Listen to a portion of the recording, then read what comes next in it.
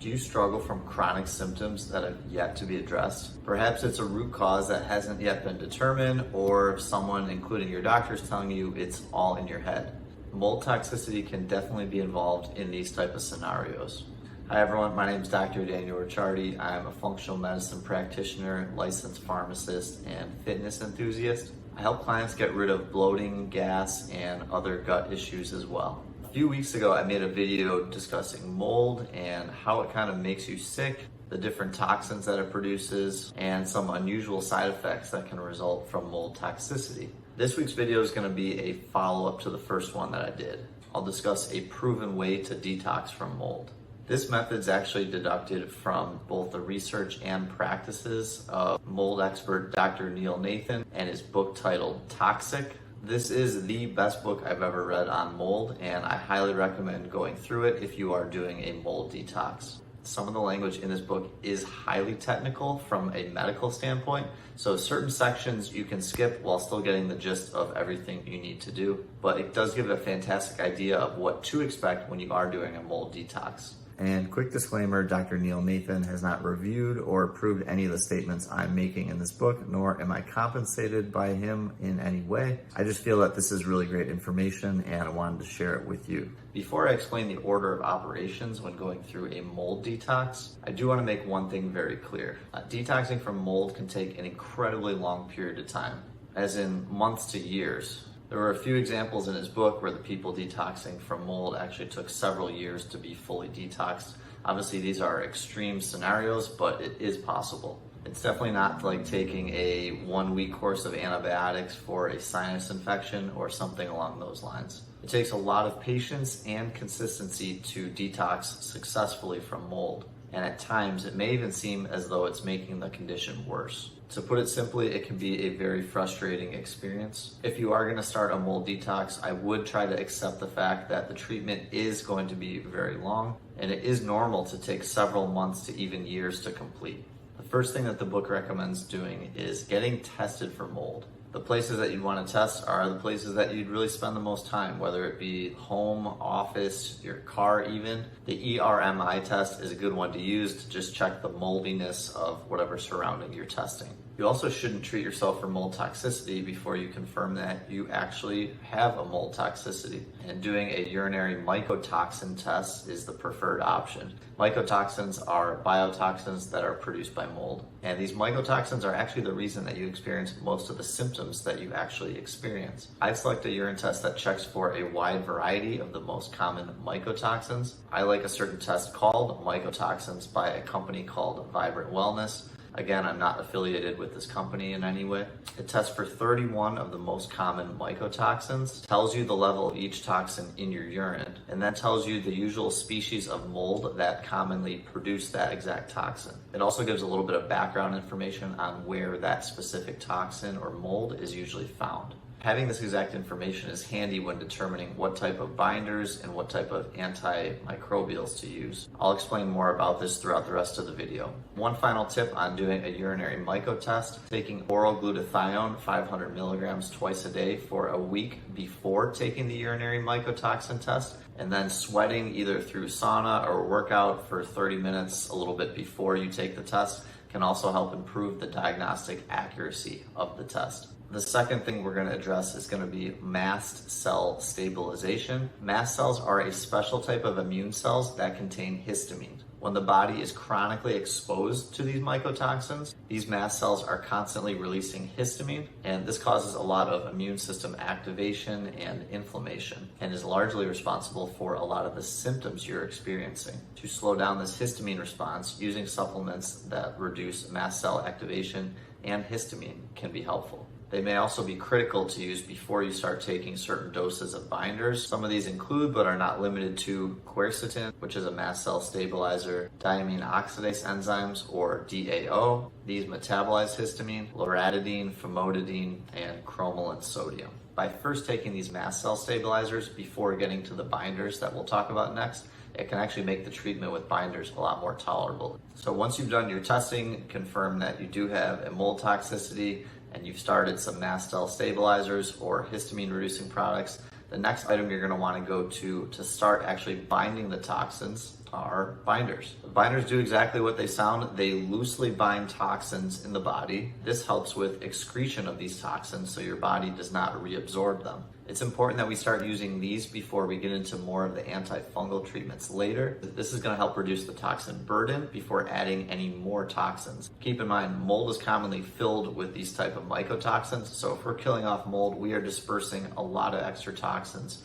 right there into the bloodstream quickly. While binding toxins seems good, just keep this one thing in mind before you start the treatment. If some binders are good, more is not necessarily better. Consider pulling a weak magnet through a pile of metal filaments. Many of these filaments will attach right to the magnet as you pull it through, but some will actually detach. This is the same with binders and toxins. Using a binder is going to mobilize and start moving a lot of extra toxins in the body that your body wouldn't normally excrete all at once. When this happens, it will help you eliminate extra toxins, but some may also be floating around that detach from that magnet and can cause potentially worsening of the symptoms that you already have.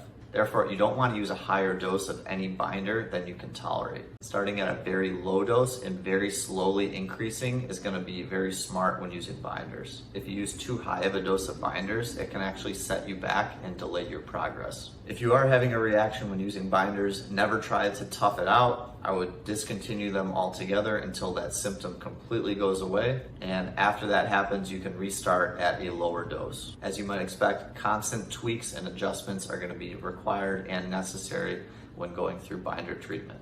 Some of these binders may include bentonite clay, chlorella, activated charcoal, Saccharomyces boulardii, which is also a probiotic, and cholestyramine. Choosing an appropriate binder is also important. Typically, you choose the one that targets the mycotoxin that is affecting you the most and shows up highest on your urinary mycotoxin report. For example, bentonite clay is great for aflatoxin. Once you've established the maximum dose of binders that is tolerable, which can take several weeks, I'd encourage you to be very patient with figuring out this dose amount. And it could be a remarkably low dose, which is perfectly fine. It's just what you can tolerate right now to start. After that's done, Dr. Nathan recommends that you start taking some antifungal nasal sprays. This helps to kill the colonized mold in the nasal passages. Like using binders, with using these nasal sprays, it's very important to start with a very low dose and make very slow increases in the dosage. Using too much too fast can cause additional symptoms, often ones that you're already experiencing, but worse. In general, if you tolerate the binders well, you probably will be more likely to also tolerate the antifungal nasal sprays. And vice versa, if you don't tolerate the binders well, it's possible that the antifungal nasal sprays will give you some issues as well. A silver hydrosol product called Argentin 23 is the first option that he recommends. It's typically well tolerated and doesn't cause as many side effects. Once that's on board, other nasal sprays such as amphotericin B can be started. Amphotericin B is an antifungal nasal spray that's very effective.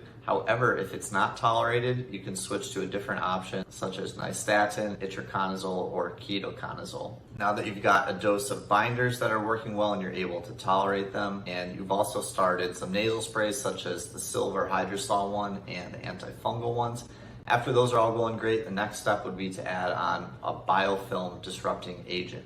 Biofilm is a thick layer that's produced by bacteria and or mold to protect itself from our immune system. It typically needs to be addressed in order for us to make progress with the treatment. Dr. Nathan actually recommends a biofilm disruptor in a nasal spray form. This type of product you would typically get from a compounding pharmacy. A couple types that he recommends include EDTA with bacitracin and an EDTA gentamicin spray.